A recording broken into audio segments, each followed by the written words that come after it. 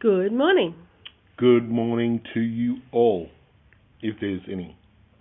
That's the beautiful thing about podcasts, isn't it? You might be listening to no one, or no one might be listening to you. But we're talking to each other, so we're happy. That's pretty good. Recording for, posterity. There you go. Well, yesterday we started off the podcast by saying what we're talking about is perceptual positions, and then forgot to talk about it. That was pretty funny. And then we said we're going to finish off with I don't know, so that's what we're going to do today. We'll cover off what we missed out yesterday. And, so tell us about perceptual positions. Who's the man? Big bleeper. Oh. They want me I've to forgotten. Okay, so. I've had no sip of coffee yet. Actually, we'll start with that. We'll start with the sip of coffee. Oh, and this is the bleepers on the couch drinking coffee. On Episode 4. On a couch, I've decided it is. Okay, Just in case it's a different couch. I don't want to be tied to this couch all the time. And our puppy's just brought over her rabbit to play with. You're a good girl, Liz. Right, well, perceptual positions. So we talked about NLP, neuro-linguistic programming. What happened was neuro-linguistic programming started analysing people on how they could do a certain thing. And Wayne Gretzky, who was a famous ice hockey player from, now I actually can't tell you whether he's Canadian or American. I presume he's Canadian. Forgive me, Wayne, if you're still around. Anyway, he was amazing, and he was a legend. And what he could do that very few players could do was he could be where the puck ended up. And so they wanted to study him to see whether he was actually doing that consciously, like whether he could actually make it happen all the time, or whether it was just luck.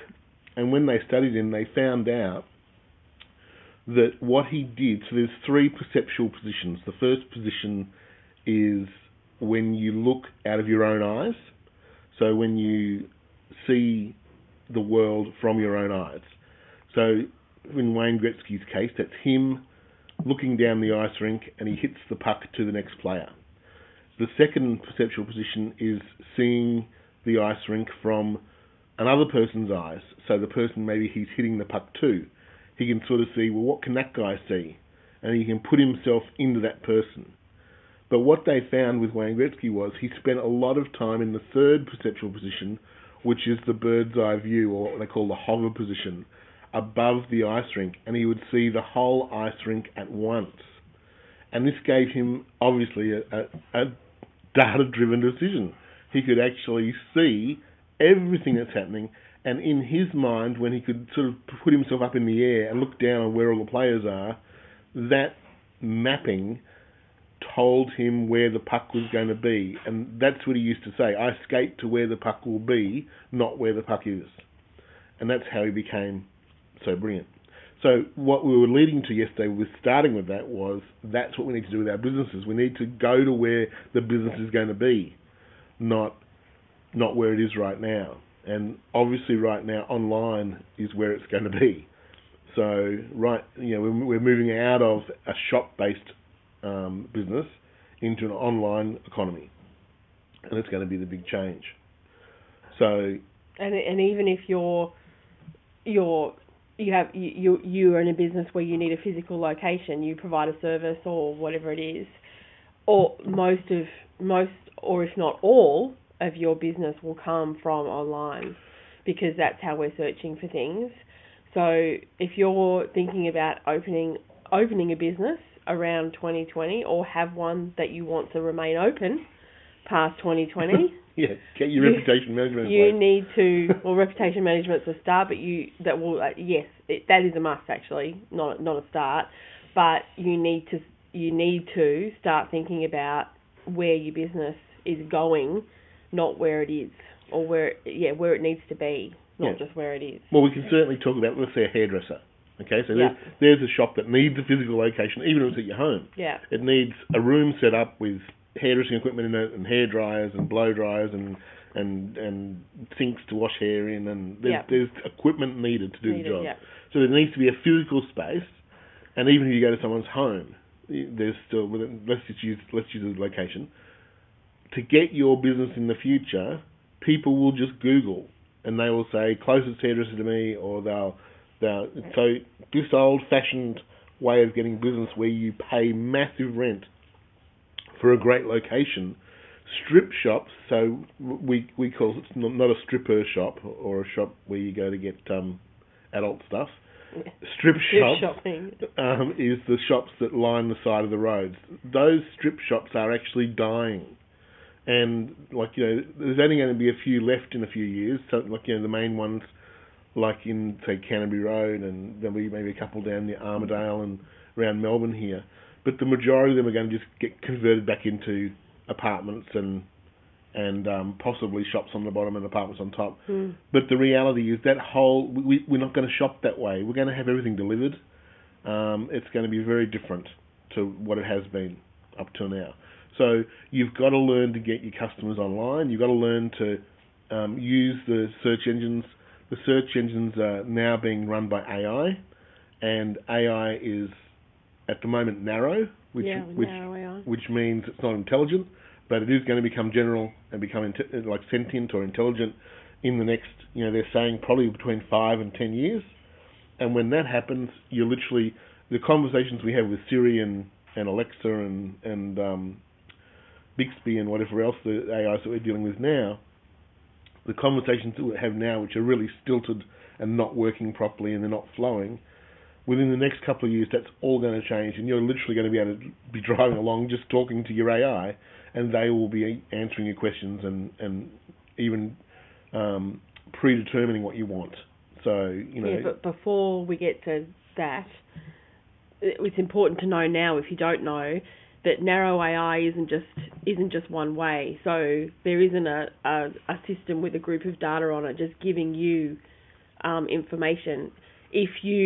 When you click something, like on Facebook, you don't like something, or you're angry about it, or you don't want to see that in your feed, so you tell Facebook, I don't want to see that in my feed, you're actually teaching the AI what you don't want to see as well. Yeah. So it is, even though it's narrow AI and it has a specific purpose, it's there to do a job, you can still tell it what you don't want, and it does learn over time what you do and don't want to see. So well, if you want to see that in action, just go and do a search in Google on your home computer, and then open the incognito window and do the same search. So the incognito window says 3 little dots on the top right hand side of Chrome, the Chrome browser. Just click on those, and the third one down is called incognito window, and just open that, and that's a window that doesn't remember your preferences, and it will give you a totally different set of searches. So, what was the other thing we had to talk about? I don't know. You don't know? My pet hate. That is people telling me, I don't know. And I say, what do you mean you don't know? Yeah. How can you not know? Yeah. So, people get very angry about spending money all the time, especially business people, and not getting anything back. Yet, when you ask them what they do know, so you spent this much money, so if you spent $870, did you get $20 back? I don't know. I got lots of people come through my shop, so they must have all come from the ad. So, no matter what business you own, here is today's message. You need to make it your business to know. Yeah, absolutely. Whatever you're doing, whatever you're selling. If you're paying massive rent, that is advertising. If you pay $2,000 or $3,000 or $5,000 or $20,000 a month for rent, you are giving your landlord that money in exchange for traffic. That's what you were doing. Yeah, and if that worked, if that was 100% success well, rate... it used to. Yeah. So when you went to Mailing Road... No, I'm just saying, if that was 100% success rate, if that was a hit every time... Every business would be successful. No, every East Lane would be successful. Every Westfield would never have a shop closed. True, where they just roll those shops over all the time. Yeah. Whereas in our local Eastland, for the last, 6 months, there's at least 6 that have closed. So shops that just go out of business because the traffic's not right. Yeah. And there's a plethora of reasons why shops go out of business, but traffic is definitely one of them. So if you've got a high rent, you're paying that rent in exchange for traffic. That's an advertising. So that is advertising dollars that you're spending. So we need to get across to people that you've got to judge where that money is going to bring you the most traffic. And I think we've moved past the time now where location gives you the best traffic. All right, we see too many shops closing on a regular basis. And if you see the stats are horrid. It's 80% close in the first year of opening, then 80% close in the second year of opening, and then 60% close in the third year. And so when you do the maths on that, that's 1.6% of businesses make it past the third year. It's a very expensive lesson. And when you think about it, if you open, your dream was to open this fantastic cafe or whatever, and you go and pour all your savings into it, so a couple $100 grand into the fit out, and it's the best place you've ever seen, and it's wonderful, and you train all your staff and you open, and then from day one you're just slowly going backwards. And so then you borrow money off your family, and you borrow money off your bank, and you borrow your mortgage against your house, and we've heard story after story of businesses just slowly spiralling down until they have to close because it just didn't work. They didn't quite get their customers right. And you've got to get that right. So using the word "I don't know" is just it's the worst thing you can say. You've got to know, and you've got to be able to judge straight away. I spent my rent this week. What did I get in exchange for my rent? How many people came through my door because of my location? I spent $800 on an ad. How many people came in this week on that ad? I spent $1,000 a week on a position in the paper. How many people came in this week on that paper ad? And if you don't have a system in place to track that, get one, make one, put a coupon in. Ask people when they come into the shop, how'd you hear about us? You've got to be absolutely proactive on this because it is the wipeout. This is the dumper wave when you're surfing. If you can't read that wave, the one is going to just throw you straight into the sand. You're going to get hurt, and you're going to get hurt all the time. So that's pretty much us for today. I just have one more thing to say, to add to that. And it could be the train because you were talking and I thought, ooh, and then it's gone. No, I have it. If you've worked out from yesterday, I don't know who has. I did mine. If you've worked out yesterday what your business is and how much you need. So if you've broken it down to, I need this many customers at this much money, or I need this amount of money, or however you work it out, like average cost per sale times how many people, work that out. Because if you're not getting that now, there is no wish you can make that's going to make that happen. If you need 200 people at $10 a pop, and you only have 150, you have to do something. You have to rejiggle things. You have to find a way to get those extra 50 people. You have to go to your perceptual position. You have to go to bird's eye view and go, where can I take resources from to pay for something to get me the other 50 people that I need, so I can build on that. Yeah. Don't wish it's going to happen. That's what the perceptual position is for. You've got to, when something's going wrong, going and buying a coffee or going out getting drunk or whatever you do to relieve the stress, you've got to make the data. Make it your business to know what you've got to do. It's okay to be behind. It's okay to not be quite where you want to be. But if you don't address it, you'll go out of business. It really is as simple as that. And we don't want that. We want you to be happy and successful and waking up each day excited about business. Business is fantastic. Owning your own business is a great way to live and survive. Yeah, absolutely. And it gives you lifestyle, it gives you choices that the alternative doesn't give. So,